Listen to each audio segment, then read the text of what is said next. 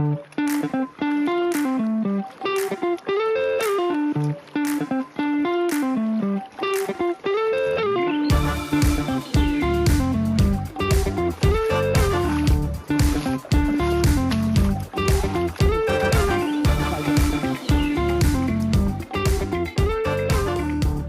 you love this time of year? The spawn run is finally here. Leaf here with this week's Boss Outdoor Fishing Report. Let's go straight to our main man on the floor, Nathan in Canberra. He knows everything there is to know about fly fishing and trout fishing, and it is that time of year, so let's see what he's got for us.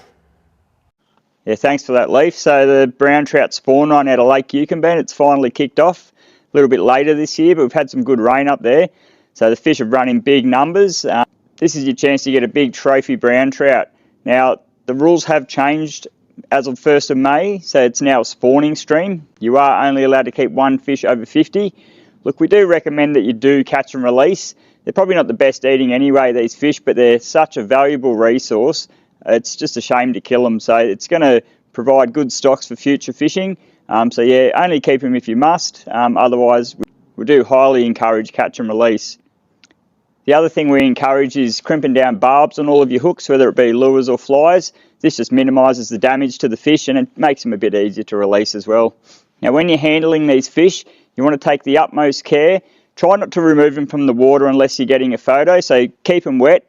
Having a good landing net makes life a lot easier. You can keep them in the water. They'll stay nice and comfortable there. Get your camera set up, get ready, get the quick shot and get them back in the water. You really want to minimise that time out of water for the fish, especially in such cold conditions. Now, in terms of areas to try, there's sort of three main access points where the bulk of people are going to be. So the first one is Providence Portal. With the lake being so low, there's easy access there. Heading up to Denison Campground is probably the most popular spot. And then higher up on the river from Sawyers Hill, you can head back down. So they're your sort of three main access points.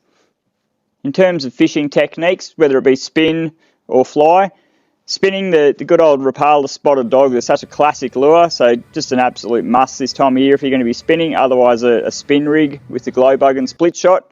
Fly rig, you're basically just going to be indicator fishing with some sort of indicator. So we carry the OROS indicator, which is quite a good one, nice and easy to use. You just unscrew the two parts and then put them on your leader. New Zealand strike indicator, an absolute staple in any fly fisherman's kit. And yeah, the other option is probably European nymphing, tight line nymphing. That's going to be your better option for that sort of pocket water, the more bouldery stuff. But all your other water, indicator fishing is going to be the most successful. Now, we do have a massive range of glow bugs and nymphs here at the store. We've got a really good range from the Manic Fly collection, including the new Death Row eggs and your classic flies such as your pheasant tail, flashbacks. Any bright fluorescent flies are going to work really good as well. So yeah, we've got a couple of good weeks of really good fishing. So all we say is just be courteous, don't crowd other people on the river, give them plenty of space. It's a big river, it's there for everyone to share. Go up and enjoy yourself. Hopefully you get yourself a big trophy, a big 10-pound cracking brown trout. Back to you, Leaf. Thanks, mate. Thanks, Nate. That's some really great info. Unless, of course, it's a 10-pounder and you want to put it on your wall. But there is plenty of hero fish up there. We've seen Adam and Dave from our Merimbula store head up there this week, both catching really good fish. But yeah, definitely that time of year to get up there. But yeah, what do we got in Merimbula, Dave? Yeah, so we had a pretty wild weekend of weather last weekend. A lot of rain, quite a bit of wind, which has dirtied up the estuary significantly. But we are seeing them clearing pretty quick here in Merimbula. The water today is pretty clear down here. A lot of bait around these pylons at the jetty. There's always a lot of bait around, but yeah, estuary fishing's been a bit hit and miss, quite frankly. I've spoken to a couple of guys who got some really nice fish up in Top Lake. There's some big salmon up there, a few little Jews around too, a couple of nice bream, but then other guys going out and not really getting much at all. So it does seem a little bit hit and miss in the estuaries.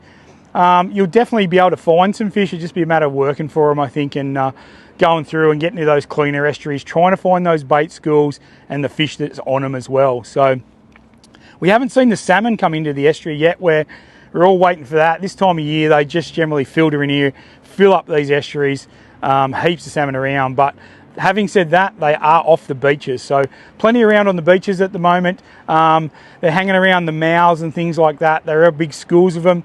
Some huge tailor mixed in amongst them too. We've heard of a couple of 80+ centimetre tailor being caught, so some very big tailor around. So look, find a decent gutter on the beaches, you'll probably be right. Weather's looking mint for the weekend, so not going to be a lot of wind around, I don't think, so we should be good.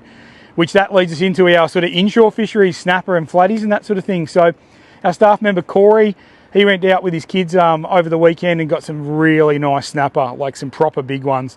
So that all bodes well. Hopefully, you know, they're in a little bit of dirty water, so we'll see a little bit of dirty water off the coast. The snapper fishing hopefully is as good as Corey had it on the weekend.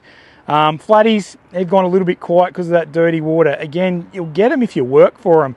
It's just a matter of this time of year, maybe putting that bit of effort, hunting those fish, moving around, going to different depths and things like that. So, you know, flatties, always fresh bait's always a good idea if you can do that. You know, if you can catch your own slimies or anything out there. A few bonnies around. I mean, you could strip up a bonnie. You want to eat it as well. They're pretty good eating. So that's definitely the go. Snapper, plastics, light jigs, they've been going as well. But again, a fresh bait for a snapper floated back down a Burley Trail. Probably get some good fish this time of the year. So yeah, weather's looking good for the weekend. A little bit of swell floating around still out there.